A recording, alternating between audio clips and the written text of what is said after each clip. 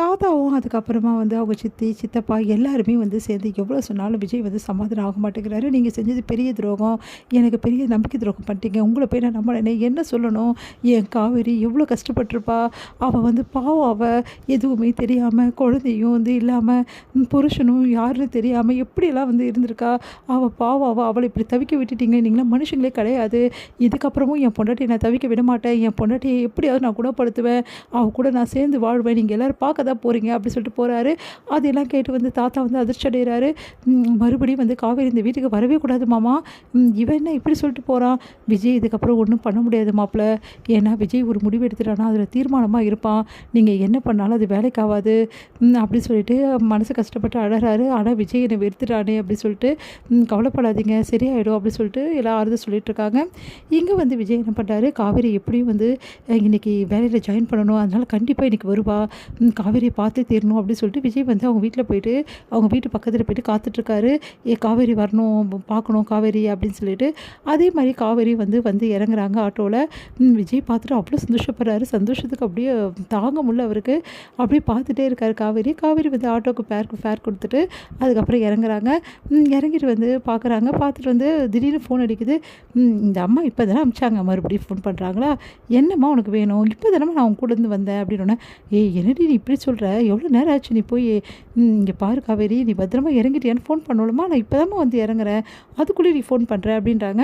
"சரிம்மா நான் வேலைக்கு போயிட்டு அப்புறம் வீட்டுக்கு வந்துட்டு நான் வந்து உங்ககிட்ட பேசுகிறேன் ரிலாக்ஸாக. இப்போ நான் வீட்டுக்கு வந்து இறங்கிட்டேன். எனக்கு எந்த பிரச்சனையும் இல்லை" அப்படி சொல்லிட்டு போட வைக்கிறாங்க. "நீ தங்கச்சி நல்லா பார்த்துக்கோ" அப்படி சொல்கிறாங்க யமுனாவை. அடுத்து வந்து இங்கே விஜய் வந்து காவேரி பேசுறது, அப்புறம் அவங்க வந்து உள்ளே போகிறது எல்லாத்தையும் வாட்ச் பண்ணுறாரு. அப்போ காவேரி இப்போ உடனே வந்து கிளம்புவா, எப்படியும் வேலைக்கு வந்துடுவா, அங்கே வந்து பேசிக்கலாம் அப்படி சொல்லிட்டு முடிவு பண்ணுறாரு. அடுத்து வந்து விஜய் வந்து குழந்தைய வந்து ரெடி பண்ணுறாரு. எல்லோரும் ஹெல்ப் பண்ண வராங்க. யாரோட ஹெல்ப்பும் எனக்கு தேவையில்லை, என் குழந்தைய எப்படி கிளப்பணும் எனக்கு தெரியும்னு சொல்லிட்டு குழந்தைய வந்து ரெடி பண்ணி அவரே கூட்டிகிட்டு போகிறாரு. பார்த்தா வந்து விஜய் மனசு மாறாதா? விஜய் வந்து எனக்கு ஏற்றுப்பானா ஏற்றுக்க மாட்டானான்னு தெரியலையே அப்படி சொல்லிட்டு மனசு கஷ்டப்படுறாரு. அவங்க பொண்ணும் வந்து அவருக்கு ஆறுதல் சொல்லிட்டு இருக்காங்க அவருக்கு. அடுத்து வந்து இங்கே விஜய் வந்துட்டு ஸ்கூலுக்கு போகிறாரு. ரொம்ப பரவசமாக இருக்கார் விஜய். காவேரி கிட்டே பேசணும், எவ்வளோ நாளாச்சு என் பொண்டாட்டிக்கிட்ட பேசி அப்படின்னு சொல்லிட்டு எப்படியாவது காவேரி கிட்டே பேசி தீரணும் அப்படி சொல்லிட்டு யோசிச்சுட்டே போகிறாரு. இங்கே வந்து குட்டி காவேரி வந்து கேட்குறாங்க, "டேடி இன்னைக்கு மிஸ்ஸை எப்படி மீட் பண்ணிடலாம், பயப்படாதீங்க" அப்படி சொன்னாலும் "சரிடா" அப்படின்றாங்க. அடுத்து வந்து எப்பவும் போல் அந்த வாட்ச்மேன் தடுக்கிறாரு. அவர்கிட்ட சொல்லி புரிய வச்சுட்டு கிளம்புறாங்க. இங்கே வந்து ரொம்ப பரவசமாக இருக்காரு. "மிஸ் வந்துட்டுருப்பாங்களா இல்லையான்னு தெரியலையே டேடி, ஏன்னா நம்ம சீக்கிரம் வந்துட்டோம்" அப்படின்னோடனே, "கண்டிப்பாக வந்திருப்பாங்க, நேற்று லீவ் போட்டாங்கல்ல" அப்படின்னு சொல்லிட்டு போகிறாங்க 2 பேரும். பார்த்தா வந்து காவேரி வந்துட்டுருக்காங்க. காவேரி வந்து எல்லாருமே கிளாஸ் ரூமில் இருக்காங்க. "மே ஐ கமின் மிஸ்" அப்படின்னு சொல்லிட்டு கேட்டோன்னே "எஸ் கமின்" அப்படின்றாங்க. பார்த்தா வந்து குட்டி காவேரி பார்த்து ரொம்ப சந்தோஷப்படுறாங்க.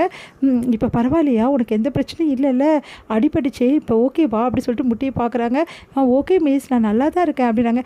"எங்கள் டேடி உங்ககிட்ட பேசணுன்றாரு" அப்படின்னோடனே அப்படியே பார்க்குறாங்க, எட்டி பார்க்குறாங்க. பார்த்தா விஜய் நிற்கிறாரு. விஜய் பார்த்தோன்னா அப்படியே பரவசம் அடைகிறாங்க காவேரி. அவங்களுக்குள்ளே ஏதோ பண்ணுற மாதிரி இருக்குது. "நம்ம ட்ரீம் பாய்" அப்படி சொல்லிட்டு ஃபோனில் வந்து பேசினாரு. வாய்ஸ் வந்து சூப்பராக இருந்தது. ஆனால் நேரில் இன்னும் ஹேண்ட்ஸமாக இருக்காரு, கனவுல வந்ததோடு இன்னும் ஹேண்ட்ஸமாக இருக்காரு அப்படின்னு சொல்லிட்டு அப்படியே வச்சுக்கன்னு வாங்காமல் காவேரி பார்க்குறாங்க. பார்த்துட்டு வந்து விஜய் வந்து சிரிக்கிறாரு. காவேரி சிரிக்கிறாங்க. சந்தோஷம் தாங்க முடியல விஜய்க்கு. "மிஸ்" அப்படின்றாங்க. "சொல்லுங்கள் சார்" அப்படின்றாங்க. "தேங்க்யூ மிஸ், அது சொல்ல தான் வந்தேன்" அப்படின்னோடனே, "எதுக்கு சார்" அப்படின்னோடனே, "இல்லை அவளுக்கு அடிபட்டோட ஃபஸ்ட் எய்ட் நீங்கள் தான் பண்ணியிருக்கீங்க, ரொம்ப தேங்க்ஸ் மிஸ்" அப்படின்னு சொல்கிறோன்னே, "பரவாயில்ல சார், அது என் கடமை சார்" அப்படின்றாங்க. அவள் தான் ரொம்ப வந்து பயந்து போயிட்டா. இப்போ நார்மல் ஆகிட்டால, இப்போ நார்மல் ஆகிட்டாங்க அப்படின்னு சொல்கிறாங்க. உடனே வந்து விஜய் மனசு இல்லாமல் அங்கேருந்து அப்படியே காவேரி பார்த்து கிளம்பிறாரு.